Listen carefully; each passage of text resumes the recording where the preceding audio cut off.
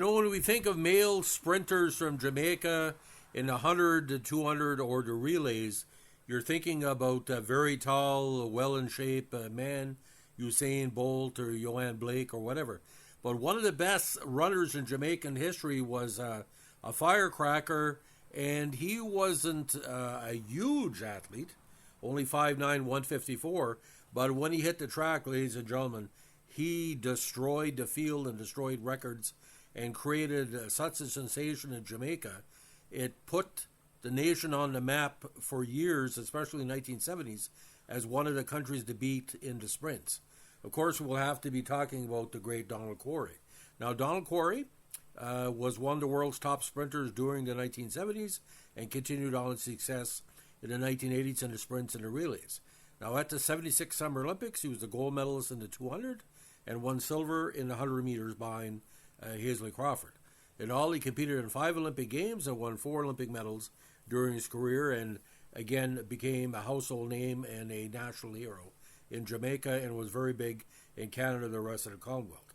He nearly equaled the 200 meters world record in 71, coming within 3 100ths of the time set by the great Tommy Smith in 1968. He has a personal best of 1986 seconds set in Cali, Colombia on August 3rd, 1971. Now, he won the 100 and 200 meter sprint doubles at the 70 Commonwealth Games, the 71 Pan Am Games, and the 74 Commonwealth Games. He was the first male to defend either the 100 200 at Commonwealth Games, and a 100 meter win at the 78 Commonwealth Games makes him the only person to have won that title 3 straight times. He won 9 gold medals in the sprint at the Central American and Caribbean Championships in athletics from 71 to 81. He has received recognition both on and off the field.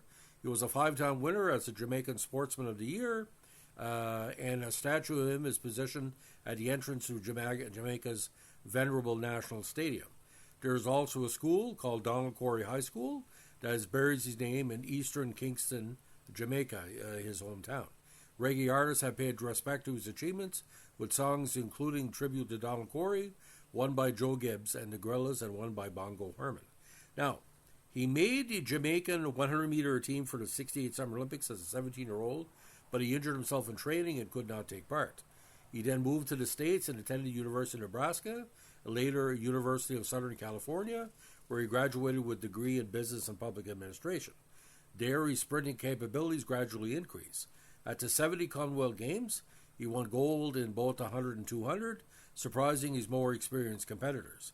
Anchoring the Jamaican 4x100 relay, he pocketed a 3rd Commonwealth title. Now, Quarrie repeated his sprint double the following year at the Pan Am Games in Cali, and his time in the 200 meters was a hand-clocked 19.8.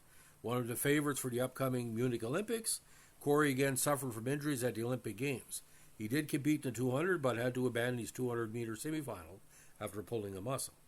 Now, in 74, Quarrie repeated his 1970 performance by grabbing the 100 and 200-meter titles at the Commonwealth Games in Christchurch, becoming the first athlete to retain their title in either event. The next season, he again tied the 200-meter world record at 19.8. He also tied a 100-meter record with a hand time mark of 9.9 and 76 at the Cal Relays at Modesto Junior College, one of the only few athletes to have held these records simultaneously. The time was actually 10.07 seconds. Now, in 76, after winning the AAA 100 and 200 titles, Quarrie could finally compete in the Olympics without injuries.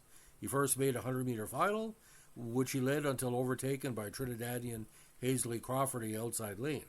In a 200-meter, much due to happiness of the crowd on hand, Quarrie led the pack from the start and held off all challenges to take the title in a speedy 20.22. Now, at the 78 Commonwealth Games, he won his third consecutive 100-meter title, but was eliminated in the 200 after a cramp attack. Quarrie's participation in his 4th Olympics in Moscow was in doubt after he was involved in a car crash the previous year. He recovered in time to compete, but was eliminated in the 100-meter semifinals. His title defense failed in 200-meter, but he did make the final and finished 3rd, adding a bronze to his collection. Now, by 84, Quarrie was no longer amongst the world's best in the individual sprint events, and it was therefore no surprise he was eliminated in the heats of the 200-meter at the LA Olympics. However, Part of the relays, he won a 4th Olympic medal with the Jamaican 4x100 squad, which finished second behind the States. His final competitive race was a 200 meter in London in September '84, in which he finished third. Now, personal bests: 10.07 in the 100 in 1976, in the 200, 19.86 in '71. Olympic Games: gold in the 276, silver in the 176, bronze in the 200 in 1980, and of course a silver in the 4x100 in '84. Pan Am Games: 71, 100 meter, 200 meter, and 4x100 champ.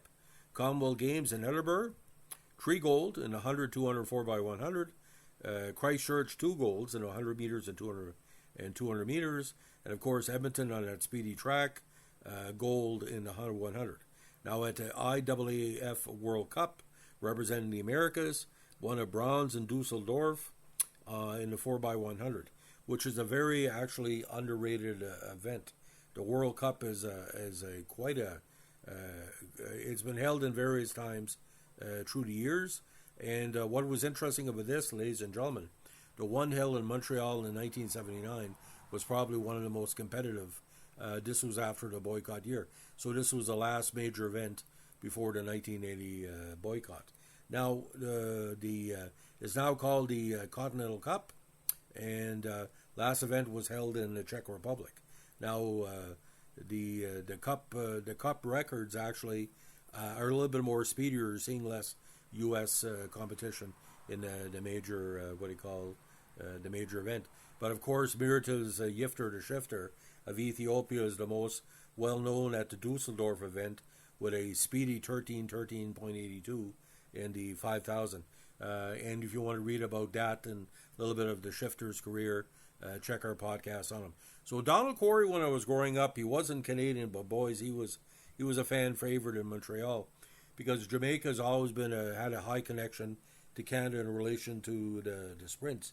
And Ben Johnson, when he started to win, even my dad figured out was something going on. He would always say, well, Donald Quarrie didn't need speed or muscle. He was naturally fast. If he was a 6'1" or 6'3" athlete, I don't think anybody would beat Donald, because being a few inches short.